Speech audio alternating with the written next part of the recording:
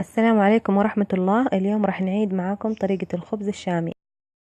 نضع الخميرة كاملة في نصف كوب ماء مع ملعقة عسل أو ملعقة سكر، ونحركها ونتركها 5 دقائق حتى تخمر وتنفش معانا. وفي إناء كبير أيضا نضيف كوب ماء وفنجان من الزيت، ونضيف أيضا الخميرة اللي تضاعفت معانا وملعقة بديل البيض، ونخلطهم.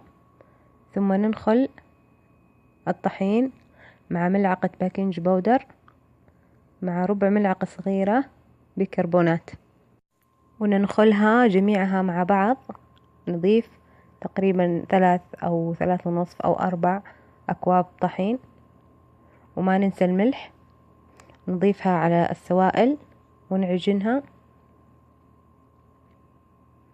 ونترك قليل من الطحين جانبا حتى تساعدنا على تماسك العجين ولا يلتصق بالإيد، لأن العجينة تقريبا لينة جدا، فالطحين يساعد على تماسكها. أو زيت، ونرشها بالطحين مع كل قطعة مع فردها، ونتركها تخمر لمدة ربع ساعة. ثم نأخذها ونقطعها قطع صغيرة كور، ونضعها بصحن كبير مرشوش بالطحين، ونتركها أيضا تخمر لمدة ربع ساعة أيضا، وتغطى تغطية كاملة حتى لا يدخلها الهواء أو تنشف.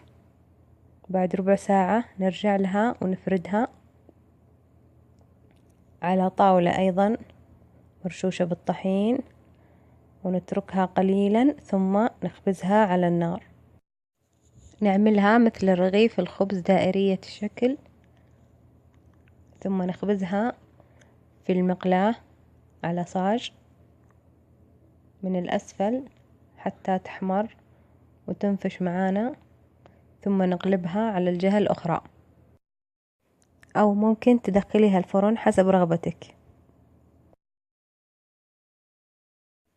وننظفها من الطحين الزائد اللي عليها،